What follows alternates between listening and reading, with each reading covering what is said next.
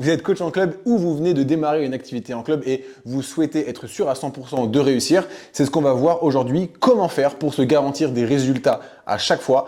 Et on va parler aujourd'hui évidemment de l'organisation. Il faut comprendre une chose, c'est que pour pouvoir vivre de votre activité, il vous faut des clients. Pour avoir des clients, il vous faut bien sûr vendre votre prestation de coaching. Pour vendre votre prestation, il vous faut donc des rendez-vous et pour avoir des rendez-vous, il vous faut prospecter. Je sais que c'est pas facile, je sais que c'est la tâche la plus fastidieuse et la moins agréable, celle qu'on redoute le plus, en tout cas pour la majorité des coachs que j'ai pu accompagner, mais en attendant, ça reste la base de votre activité. La prospection, donc la prise de rendez-vous, doit être votre seul et unique point de focus tant que vous n'avez pas atteint les objectifs que vous vous êtes fixés, soit en termes de clients, soit en termes de chiffre d'affaires. Maintenant, comment faire en sorte que ce moment qui est désagréable, ce moment qui n'est pas forcément le plus kiffant, devienne un automatisme, devienne un réflexe et devienne même plutôt satisfaisant. Tout simplement en le planifiant à l'avance, en s'octroyant des moments réservés à cette tâche-là. Si vous ne faites pas ça, ce qui va se passer, c'est que durant les premiers jours, les premières semaines, vous allez être assidu parce que c'est nouveau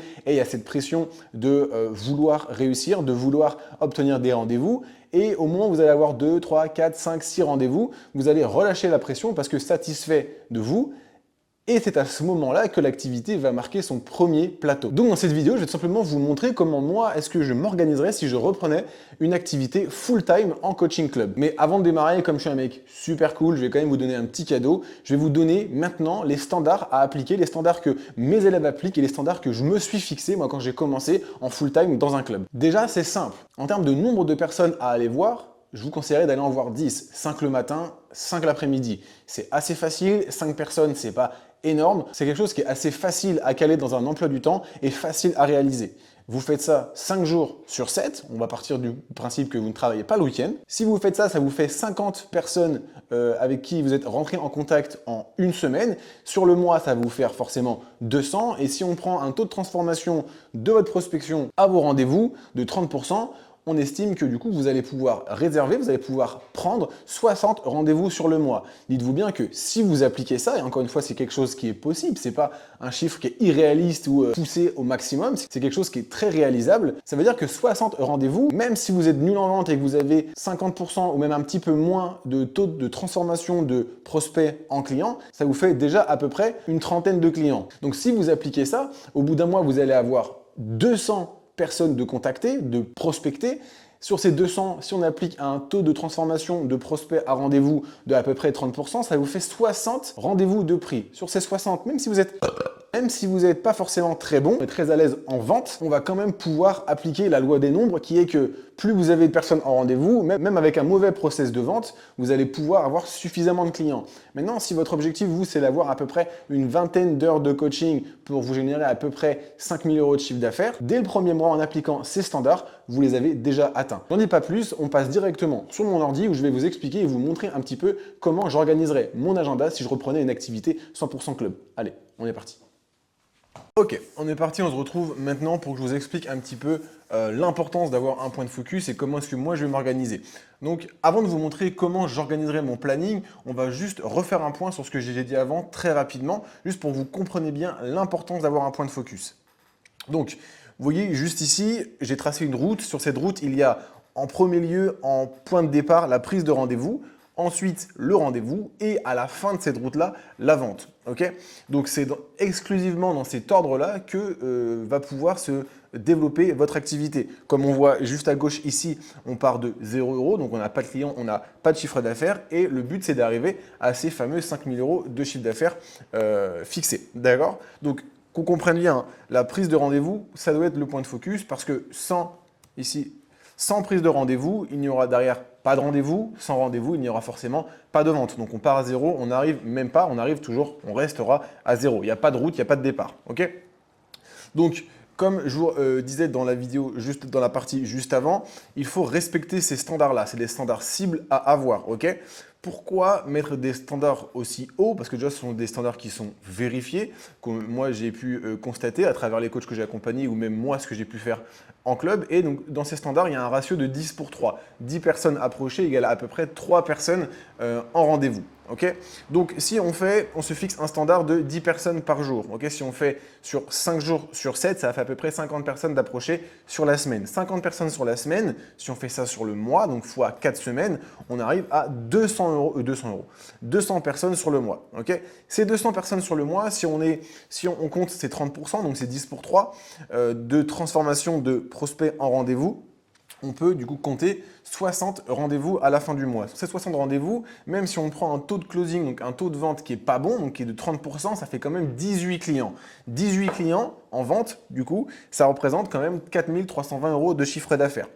J'ai mis des standards très hauts parce qu'il faut toujours viser plus haut pour être sûr d'atteindre l'objectif minimal fixé. Okay, maintenant, si on prend un taux de transformation à 50%, qui n'est encore pas exceptionnel, on arrive à plus de 30 clients. 30 clients, ce n'est pas gérable. En tout cas, ça vous fait largement plus de 5 000 € de chiffre d'affaires. Et en termes de charge de travail, c'est quand même déjà énorme. Okay, donc voilà, en fait, c'est un standard qui se veut réaliste et qui se veut surtout rassurant. Parce que même si vous n'êtes pas bon en transformation de prospects avant, donc pas bon en vente, vous générez suffisamment de clients pour atteindre 4 320 € de chiffre d'affaires. Okay, je suis parti sur une moyenne à 240 € par mois de coaching. D'accord? Maintenant, avec moi, ce que je propose, normalement, mes coachs sont plus hauts que ça en termes de mensualité. Donc, on est déjà, normalement, aux 5 000 € de chiffre d'affaires. Maintenant, comment est-ce qu'on organise ça sur la journée? C'est là le point essentiel de cette vidéo et on va passer directement sur le fameux calendrier que j'ai conçu pour qu'il soit optimal et pour qu'il soit surtout efficace semaine après semaine dans ce point de focus qui est la prise de rendez-vous. Donc là, on commence lundi, donc j'ai mis de 6 à 7 start. Donc là, on débute la journée. Ce n'est pas forcément sur le club, c'est vraiment débuter la journée, se lever, petit-déj et partir du coup au club. On arrive ici, donc vous voyez, tous les jours sont quasiment identiques parce que c'est pour instaurer une routine. Juste tout à droite du planning, vous allez avoir le temps que ça prend. Et j'ai mis des petites informations sur lesquelles je vais revenir un petit peu plus tard. Donc, on arrive à 8 h, tour du club. Qu'est-ce que ça veut dire? Excusez-moi. En gros, vous devez être le pilier, l'élément essentiel, la référence de votre club. Donc, faire un tour du club, c'est-à-dire aller dire bonjour à un maximum de personnes, que ce soit agent d'accueil comme adhérent de la salle. Et surtout, allez voir si votre club, parce qu'il faut vraiment avoir conscience que quand vous travaillez en tant qu'indépendant dans un club, c'est votre club. Donc imaginez que c'est à vous, que c'est vous qui l'avez acheté, que tout ce qui concerne ce club-là soit à vous. Okay, est-ce que vous aimeriez que votre studio de coaching soit pas rangé, soit pas en ordre, soit pas forcément propre, etc. Non. Okay, alors attention, je ne dis pas qu'il faut faire le ménage dans le club, pas du tout, mais l'entretenir au maximum. C'est-à-dire, vous faites un tour, si vous voyez qu'il y a des choses qui ne sont pas rangées, des poids pas enlevés, etc., faites-le. Non seulement ça va déjà vous permettre de créer un lien, de faire un pas vers les agents d'accueil parce que tout simplement, eux aussi, ils font ça toute la journée, donc ça les décharge un petit peu. Et vous, derrière, l'intérêt, c'est que vous allez avoir aux yeux des adhérents une image de référence.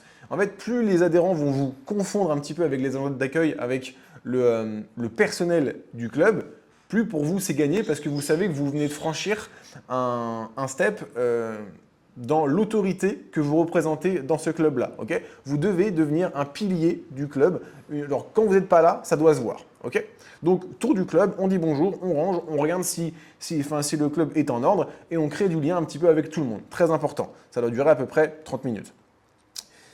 Juste après, on a le premier créneau de prospection. Vous voyez, j'ai divisé la prospection en 3 à 4 créneaux pour que ce soit efficace. Si vous vous dites « Ah, il faut que je prospecte, il faut que je prospecte, il faut que je prospecte » et vous vous dites « Ok, j'ai 10 personnes à aller voir », ça va être très gros et vous n'allez pas le faire. À la fin de la journée, vous allez arriver, vous n'en aurez pas vu 10. Okay, maintenant, si on divise ça par créneau, par petits créneaux, de 30 minutes, comme je dis à chaque fois avec un minuteur. Donc, quand vous arrivez sur ce moment-là, vous mettez votre minuteur, vous dites voilà, j'ai 30 minutes, je dois aller voir un max de personnes. Okay, donc, ça se fait relativement vite, 2-3 personnes par créneau, et on est déjà à 6 en 2 créneaux, entre 4 et 6 en 2 créneaux. Donc, premier créneau, prospection, minuteur, et on applique la stratégie de prospection qu'on peut retrouver du coup dans la vidéo juste avant, donc la vidéo YouTube que j'ai sortie dimanche dernier, où j'explique un petit peu comment prospecter efficacement. Après, du coup, j'ai mis de 10 à 11 un créneau de coaching si jamais vous avez donc, des clients. Midi, repas, j'ai mis une demi-heure pour le repas. Et directement après, de midi 30 à 13h, encore une fois, une demi-heure de prospection. Vous voyez que j'ai mis les créneaux de prospection sur les heures où il y aura forcément plus de monde. Et le matin, en fonction de certains types de population, et le midi pour ceux qui viennent entre midi et 2, et du coup on verra juste après, entre 18h30 et 20h, 21h. Ça c'est à vous de voir en fonction de la fréquentation de votre club, mais ce sont probablement les horaires où il y aura forcément le plus d'affluence. Donc prospection, encore une fois, on lance 30 minutes, 2 minuteurs, et on y va. Le but de ces créneaux-là, c'est de se dire, ok, je mets un minuteur, pourquoi? Parce que je n'ai pas le choix, je fais que ça. Ok, c'est 30 minutes, c'est assez court, on fait que ça, c'est le plus important. Après, encore une fois, un créneau de coaching, un créneau aussi pour vous entraîner. Là, j'ai mis du coup 1 heure, si c'est 1 h 30, ça passe aussi. Et directement après, le plus gros créneau, donc moi j'ai mis 2 fois une demi-heure. À vous de le répartir entre, je pense, 17h30 et 21h. À vous de voir un petit peu, encore une fois, comment est l'affluence de votre club.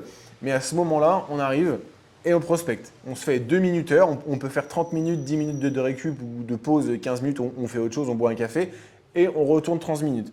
Le but, c'est de vraiment être focalisé uniquement là-dessus, sur ces créneaux-là. Okay, en dehors de ces créneaux-là, si l'occasion se présente, si l'opportunité, vous voyez quelqu'un qui fait un mouvement qui n'est pas beau, etc., à ce moment-là, allez-y. Ne dites pas, ok, mais ce n'est pas dans mon temps de prospection. Non, allez-y. Mais vous pouvez ne pas prospecter en dehors de ces créneaux-là, si ces créneaux-là ont été bien respectés et faits de façon efficace.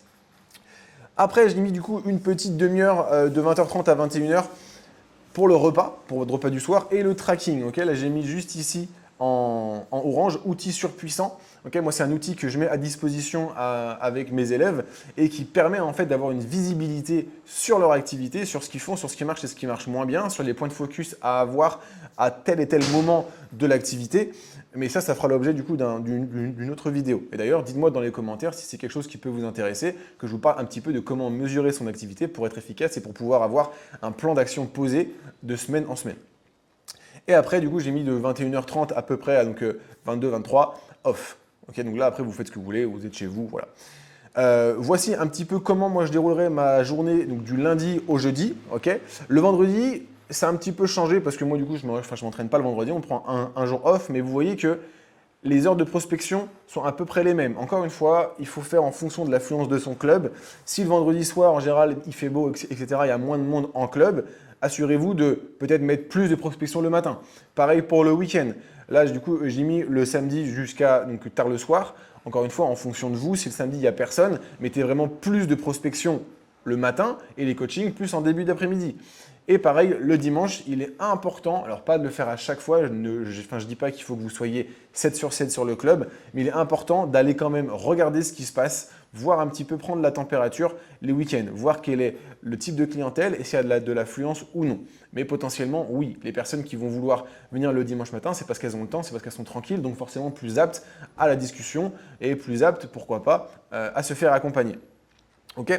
Donc voilà, dites-moi en commentaire également si vous souhaitez avoir ce template d'agenda ou qu'on regarde ensemble en fonction de vous, si vous êtes en full-time ou en part-time, pour qu'on regarde un petit peu comment implémenter des sessions de prospection efficaces pour atteindre votre objectif rapidement en fonction de votre emploi du temps. Et c'est tout pour moi, en tout cas pour cette vidéo. J'espère qu'elle vous aura plu. J'espère que vous allez pouvoir implémenter ce type d'emploi du temps dans vos journées pour les rendre plus productives. Donc n'hésitez pas à liker, commenter et partager cette vidéo à d'autres coachs que vous connaissez qui auraient besoin de ces conseils pour développer leur activité. Et n'hésitez pas à me dire quel sujet vous aimeriez que j'aborde pour d'autres vidéos qui pourraient vous aider à exploser votre activité de coaching club. Je vous dis à très vite sur Gym Acquisition. Ciao!